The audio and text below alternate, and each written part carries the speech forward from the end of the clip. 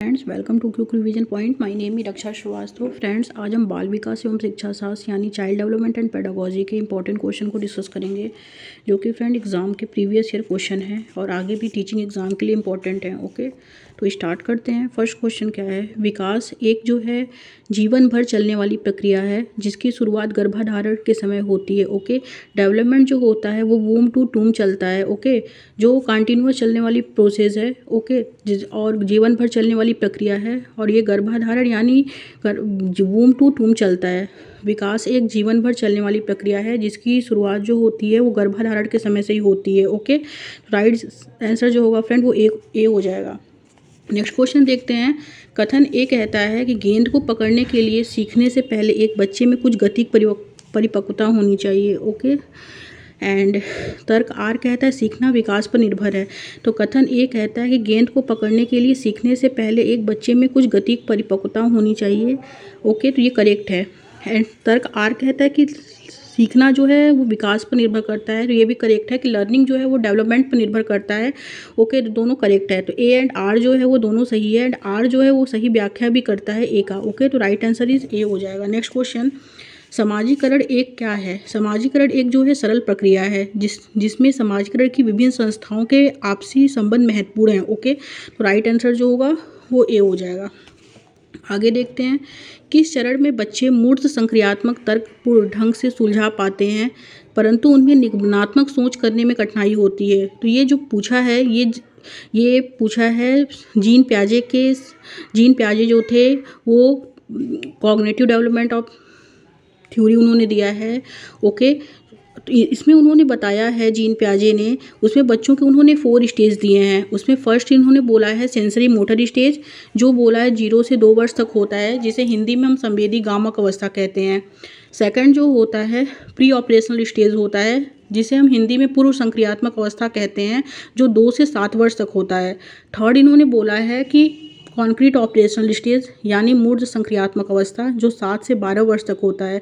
And fourth इन्होंने बताया है फॉर्मल ऑपरेशनल स्टेज यानी अमूर्त संक्रियात्मक अवस्था, जो किशोरावस्था होता है यानी 12 प्लस तक होता है। ओके, तो क्वेश्चन पूछा है किस चरण में बच्चे जो हैं मूर्त समस्याओं को तर्कपूर्ण ढंग से सुलझा पाते हैं परंतु उन्हें निगमनात्मक सोच करने में कठिनाई आती है। तो निगमनात्मक सोच करने में जो कठिनाई आती है तो वो होता है मूर्त संक्रियात्मक अवस्था यानी कॉन्क्रीट ऑपरेशनल स्टेज में, क्योंकि निगमनात्मक सोच जो बच्चा करता है वो करता है लास्ट स्टेज में यानी किशोरावस्था में करता है। जीन प्याजे के अकॉर्डिंग निगमनात्मक सोच जो होता है वो बच्चा जो करता है वो फॉर्मल ऑपरेशनल स्टेज में करता है यानी कि अमूर्त संक्रियात्मक अवस्था में करता है।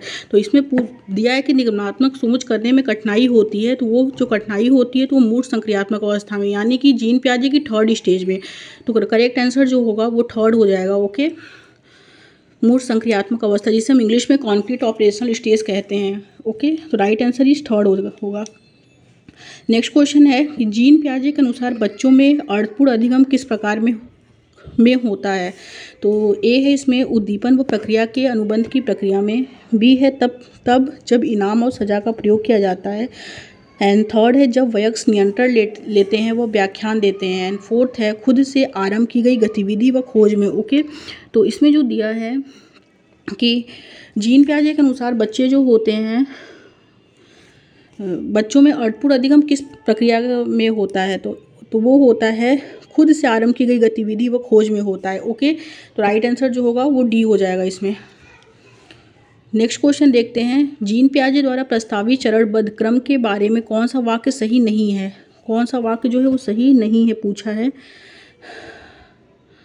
ओके, तो इसमें जो होगा कि इसमें फर्स्ट क्या है कि संज्ञानात्मक बदलाव एकीकृत रूप में होता है, एंड सेकंड है इसमें कि एक चरण को लांघ कर दूसरे चरण को पर आगे बढ़ा जा सकता है, एंड सी है कि सभी चरण एक निश्चित अनुक्रम अनुसार होते हैं, एंड डी है चरण सार्वभौमिक हैं, यह हर जगह बच्चों के गुणधर्म को दर्शाती है। तो अकॉर्डिंग टू जीन प्याजे इन्होंने जो बताया है, इन्होंने 4 चरण बताया है। एक चरण को लांघकर बच्चा जो है दूसरे चरण में पहुंचता है और दूसरे चरण को लांघ के तीसरे चरण में पहुंचता है। जैसे फर्स्ट इन्होंने जो दिया था, उन्होंने सेंसरी मोटर स्टेज दिया था। सेंसरी मोटर स्टेज जो होता है वो 0 से 2 वर्ष तक होता है, ओके, जन्म से 2 वर्ष तक होता है। तो उसको लांघकर बच्चा फिर पहुंचता है प्री ऑपरेशनल स्टेज में, ओके।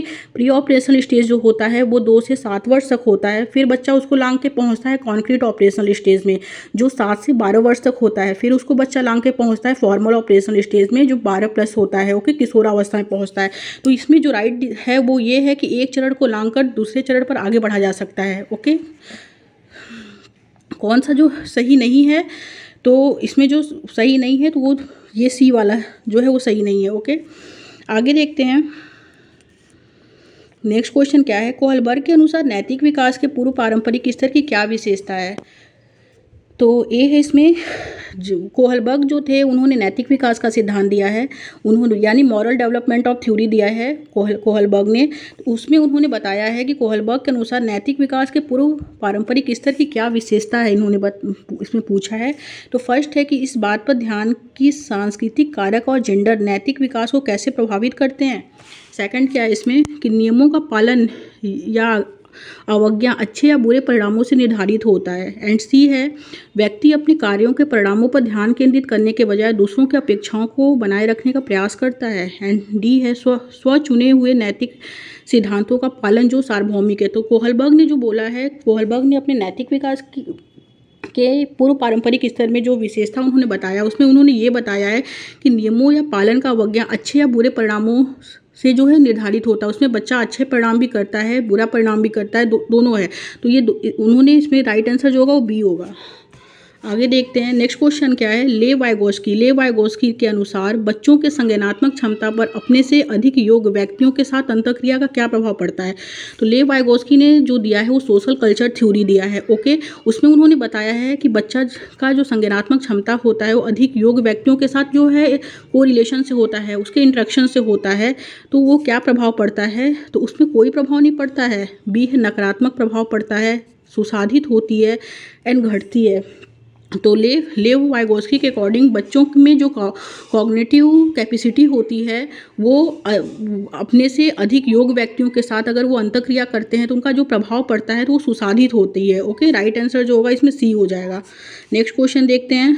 लेव वाइगोस्की के अकॉर्डिंग सीखना क्या है। सीखना व्यवहार में मापा जा सकने वाला बदलाव है। बी है इसमें कि सीखने को सामाजिक परिवेश से अलग होकर नहीं देखा जा सकता है। सी है सीखना सकारात्मक व नकारात्मक पुनर्बलन पर निर्धारित होता है। एंड डी है सीखने में ध्यान केंद्रित करने की प्रक्रिया व स्मृति के भंडार शामिल हैं, ओके। लेव वाइगोस्की की जो थ्योरी है वो सोशल कल्चर थ्योरी है, ओके। जहाँ भी सामाजिक आ गया वो लेव वाइगोस्की का ही सिद्धांत है। तो इसमें जो दिया है कि सीखने को सामाजिक परिवेश से अलग होकर नहीं देखा जा सकता, क्योंकि लेव वाइगोस्की सामाजिक परिवेश से अलग होकर बात ही नहीं करते हैं, क्योंकि इन्होंने अपने थ्योरी में सोशल कल्चर एंड लैंग्वेज को इन्होंने ज़्यादा इंपॉर्टेंस दिया है। इन्होंने लैंग्वेज को फर्स्ट प्रीफरेंस दिया है एंड थॉट को इन्होंने सेकंड प्रीफरेंस दिया है, ओके। तो इनकी जो थ्योरी है वो सीखने को सामाजिक परिवेश से अलग होकर इसमें नहीं देखा जा सकता है, ओके। तो राइट आंसर यही होगा, बी होगा। नेक्स्ट क्वेश्चन देखते हैं फ्रेंड। अंतःवैयक्तिक बुद्धि की क्षमताओं में क्या शामिल है। अंतःवैयक्तिक बुद्धि की क्षमताओं में क्या शामिल है। तो ए है इसमें कि छवियों और चित्रों में सोचने की क्षमता, सटीक और अमूर्त रूप से कल्पना करने की क्षमता। एंड बी है इसमें अपनी भावनाओं से अवगत होना और अपनी क्षमताओं को पहचानना। एंड सी है ताल, लय, स्वर, माधुर्य के प्रति संवेदनशीलता। एंड डी है विशिष्ट ताल, स्वरों और लय के बीच अंतर करने की क्षमता, जिसे पहचानने में अन्य चूक सकते हैं। अंतःवैयक्तिक बुद्धि जो होता है वो होता है अपनी भावनाओं से अवगत होना, अपनी क्षमताओं को पहचानना, ओके। जो होता तो राइट आंसर जो होगा इसमें बी होगा। नेक्स्ट क्वेश्चन देखते हैं। एक शहर को डिजाइन करने वाले एक वास्तुकार और एक जटिल चित्र पर काम करने वाले कलाकार में कौन सी बुद्धि जो होती है अधिक होने की संभावना है। तो वो है स्थानिक बुद्धि, क्योंकि वास्तुकार और कलाकार में जो बुद्धि होती है वो स्थानिक बुद्धि होती है। अकॉर्डिंग टू हार्वर्ड गार्डनर का जो है मल्टी फैक्टर थ्योरी है, यानी बहुबुद्धि सिद्धांत है। उसमें उन्होंने 8 प्रकार की बुद्धि का जो है जिक्र किया है, जिसमें उन्होंने जो है ये एक शहर में डिज़ाइन करने वाले वास्तुकार और जटिल चित्र और काम करने वाले कलाकार की जो बुद्धि बताई है उसमें उन्होंने स्थानिक बुद्धि बताया है, ओके। तो राइट आंसर जो होगा वो ए हो जाएगा। नेक्स्ट क्वेश्चन देखते हैं। एक प्रगतिशील कक्षा कक्ष में पाठचर्या किस प्रकार की होती है। तो ए है इसमें फ्रेंड कि बेहद कठोर व संरक्षित, जिसमें बच्चे को कोई स्वायत्तता न हो। बी है विषयों को खंडित रूप से संगठित करती है, जिसमें विषयों का कोई पारंपरिक संबंध न हो। सी है बच्चों की रुचियों व क्षमताओं के अनुरूप संगठित की जाती है। एंड डी है जानकारी को असंगठित टुकड़ों में प्रस्तुत करती है। तो एक प्रोग्रेसिव एजुकेशन में जो पाठ्यक्रम होता है किस प्रकार का होता है?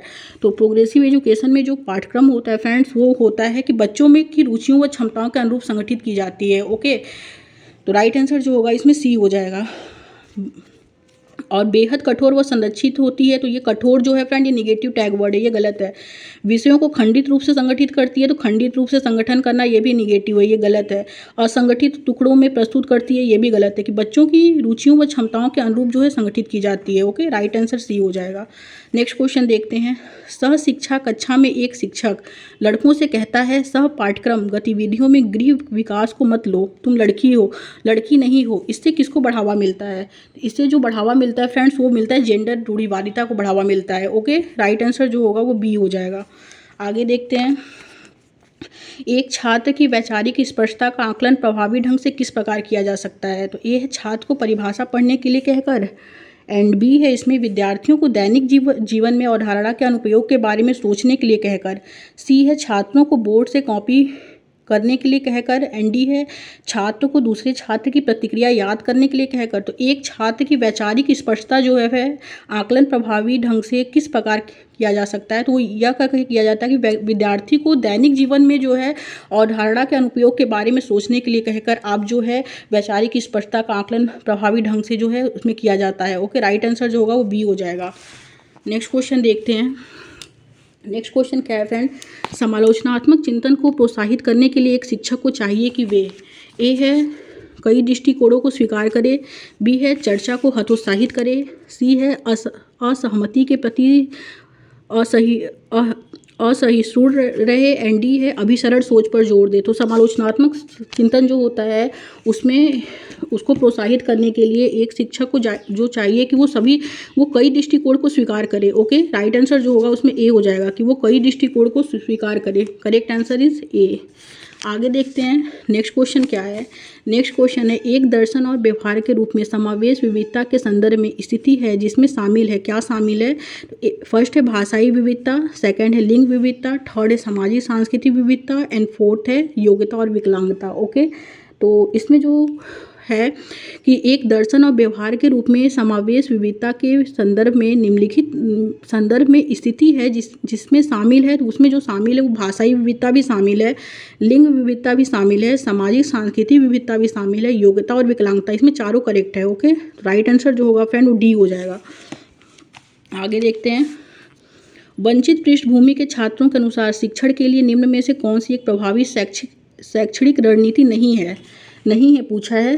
तो निगेटिव क्वेश्चन पूछा है तो आंसर भी निगेटिव ही होगा। तो ए है इसमें सीखने की गतिविधियों को छात्रों के सामाजिक और सांस्कृतिक वातावरण से जोड़ना, तो ये तो पॉजिटिव है, ये नहीं होगा। बी है स्थानीय भाषा में अभिव्यक्ति को खारिज करना। सी है ट्यूशन के लिए उनके लिए घर पर ट्यूशन लेना अनिवार्य करना।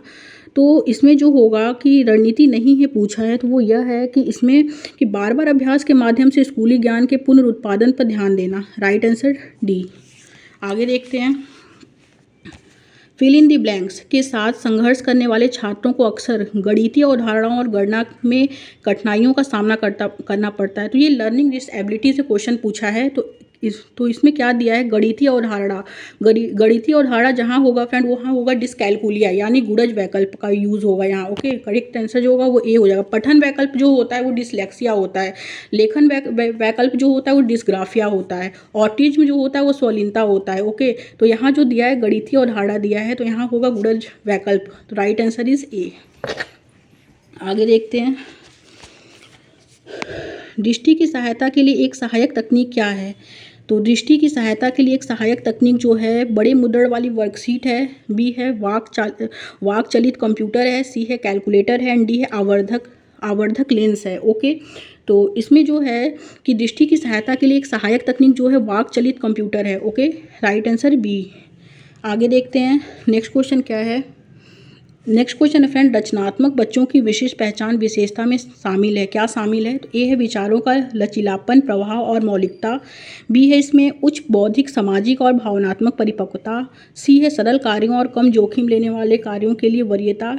एंड डी है अभिसारी सोच और सोच में स्थिरता। तो रचनात्मक बच्चों की विशिष्ट पहचान विशेषता में जो शामिल होता है वो क्या शामिल है? तो वो शामिल है इसमें फ्रेंड की विचारों का लचीलापन, प्रवाह और मौलिकता। ओके, राइट आंसर जो होगा वो ए हो जाएगा, ए पॉजिटिव है। नेक्स्ट क्वेश्चन देखते हैं। नेक्स्ट क्वेश्चन है कि सीखने के लिए सार्वभौमिक डिज़ाइन के सफल कार्यान्वयन के लिए फिल इन द ब्लैंक्स के कई तरीके महत्वपूर्ण होते हैं। किसके तरीके महत्वपूर्ण होते हैं? तो ए है प्रतिनिधित्व के, बी है क्रिया के, सी है संलग्नता के एंड डी है नामीकरण के। ओके, तो इसमें होगा कि सीखने के लिए सार्वभौमिक डिज़ाइन के सफल कार्यान्वयन के लिए जो है नामीकरण के कई तरीके महत्वपूर्ण हैं। ओके, राइट आंसर ही डी। आगे देखते हैं, राष्ट्रीय शिक्षा नीति 2020 जैसी नेशनल एजुकेशन पॉलिसी 2020 जैसी शिक्षा की समकालीन नीतियां बच्चों में कौन से कौशल विकसित करने का प्रस्ताव करती हैं? तो ए है समालोचनात्मक चिंतन, बी है स्मरण और पुनरुत्पादन। ओके, बी है परीक्षा के लिए सीखना एंड डी है रटना। रटने पे तो जो दिया ही नहीं गया ये गलत है। स्मरण और पुनरुत्पादन ये तो निगेटिव है, ये भी गलत है। परीक्षा के लिए सीखना ये भी गलत है। समालोचनात्मक चिंतन। ओके, राइट आंसर जो होगा वो ए हो जाएगा। नेशनल एजुकेशन पॉलिसी 2020 जैसी शिक्षा की समकालीन नीतियाँ बच्चों के कौन से कौशल विकसित करने का प्रस्ताव करती हैं? तो वो समालोचनात्मक चिंतन के कौशल विकसित करने का प्रस्ताव करती हैं। Right answer is a. आगे देखते हैं, विद्यार्थियों के अर्थपूर्ण अधिगम को बढ़ावा देने के लिए निम्नलिखित में से किस प्रक्रिया के लिए बच्चों को प्रोत्साहित नहीं करना चाहिए? तो ए है इसमें अन्वेषण और प्रयोग, बी है परासंज्ञान, सी है चर्चा और बहस एंड डी है निष्क्रिय स्वरण। तो नहीं करना चाहिए दिया है, क्वेश्चन निगेटिव दिया है तो आंसर भी निगेटिव होगा, वो हो जाएगा निष्क्रिय Swaran. Okay, right answer is D. Next question, स्कूलों और विशेष रूप से शिक्षकों को छात्रों की विफलता को किस तरह समझना चाहिए?